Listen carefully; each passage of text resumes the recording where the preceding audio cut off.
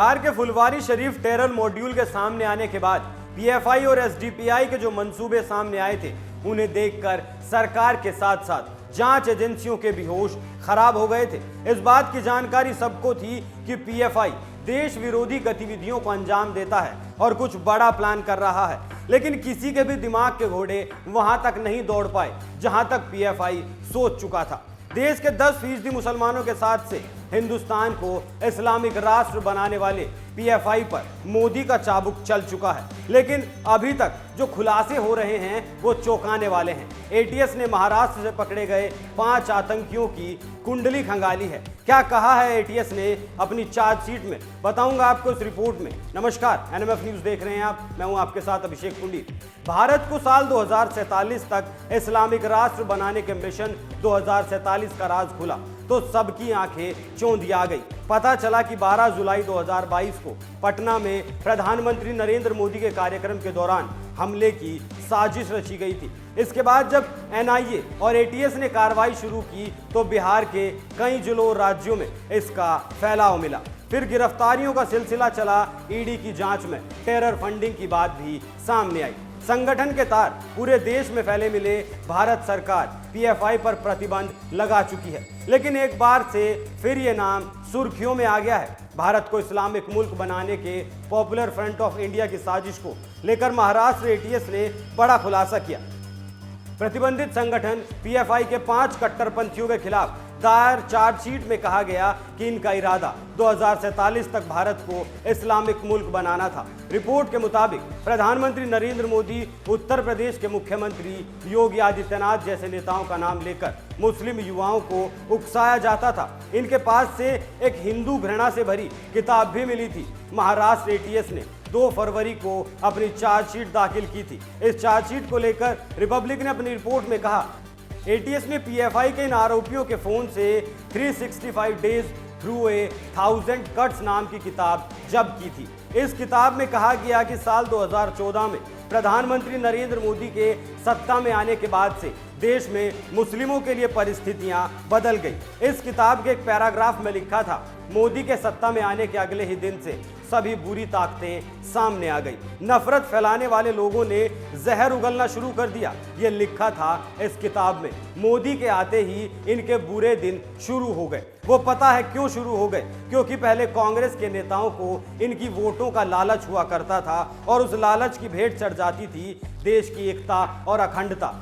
देश की सांप्रदायिकता को ये लोग राजनीति की भट्टी में जलाते थे और उससे जो हथियार तैयार होता था उससे हिंदुओं को टारगेट बनाया जाता था।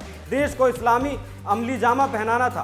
कांग्रेस के नेताओं को अक्सर डरे हुए लोगों की रहनुमाई करते देखा गया। गांधी से नेहरू, नेहरू से इंदिरा गांधी और इंदिरा गांधी से राजीव गांधी, फिर मनमोहन सिंह और तमाम ऐसे नाम हैं जिन्होंने सत्ता पाने के लिए इंसानियत के नाम पर हर वो काम किया जो नहीं किया जाना चाहिए था। अब आगे सुनिए इस किताब में क्या लिखा है। इस किताब में लिखा था कि उन सभी को ये लग रहा है कि भारत एक हिंदू राष्ट्र बन चुका है। मतलब हिंदुओं को लगता है कि भारत हिंदू राष्ट्र बन चुका है। हिंदुओं के खिलाफ नफरत से भरी हुई इस किताब में नरेंद्र मोदी को गुजरात में हुए 2002 के दंगों का भी जिक्र किया गया और उन्हें दोषी ठहराया गया।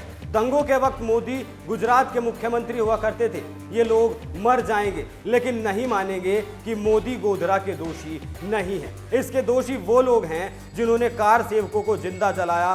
गोधरा के दोषी वो राज्य हैं जिन्होंने मोदी के मदद मांगने पर भी मदद नहीं भेजी और मदद के लिए लिखे गए सरकारी लेटर का जवाब भी 15 दिनों बाद दिया गया। जैसे जहर ये पाले बैठे हैं, ठीक वैसा ही जहर अपने आप को स्वतंत्र कहने वाली बीबीसी ने भी उगला है। सब एक ही नैरेटिव को गढ़ने में लगे हैं, लेकिन जब सच सामने आता है तो सब आंखें मूंद लेते हैं।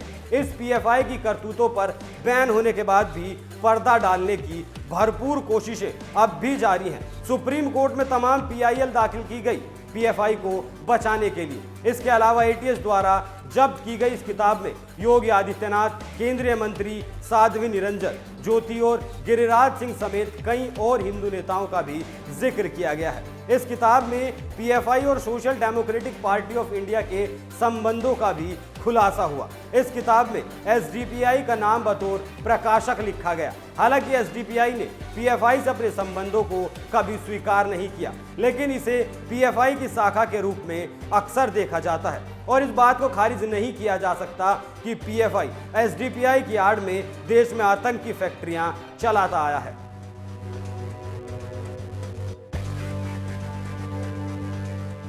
चार्जशीट में एटीएस ने बताया कि पीएफआई भारत को इस्लामिक राज्य बनाने के लिए मुस्लिम युवाओं को कट्टरपंथी बनाता था। गिरफ्तार कट्टरपंथियों ने मुस्लिम युवाओं को लेकर महाराष्ट्र के कई जिलों में सभाएं भी की थी। बता दें कि महाराष्ट्र एटीएस और राष्ट्रीय जांच एजेंसी एनआईए ने सितंबर 2022 में छापेमार कार्रवाई करते हुए पीएफआई से जुड़े 21 लोगों को गिरफ्तार किया था। इनमें से 5 आरोपी मुंबई से भी गिरफ्तार किए गए। इन 5 आरोपियों की पहचान मजहर खान, सादिक शेख, मोहम्मद इकबाल खान, मोमिन मिस्त्री और आसिफ हुसैन खान के रूप में हुई थी।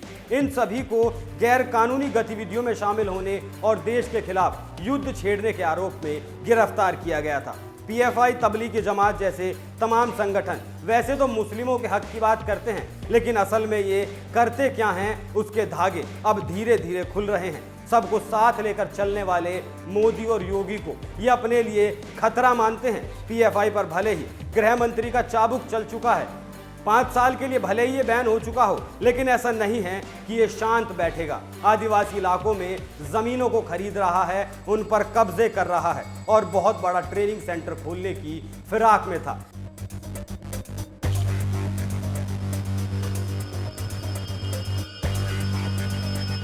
लेकिन उसका भी पर्दाफाश हो चुका है और आगे भी ये लोग चुप बैठने वाले नहीं हैं। लेकिन देश की तमाम सुरक्षा एजेंसियां भी तब तक चैन से बैठने वाली नहीं हैं जब तक इनकी सारे जड़ें खोद नहीं देती। आप इस खबर पर क्या राय रखते हैं, हमें कमेंट करके जरूर बताएं। स्पेशल रिपोर्ट में फिलहाल के लिए इतना ही। जल्द फिर हाजिर होंगे एक नए मुद्दे के साथ। तब तक देखते रहिए एनएमएफ न्यूज़। नमस्कार।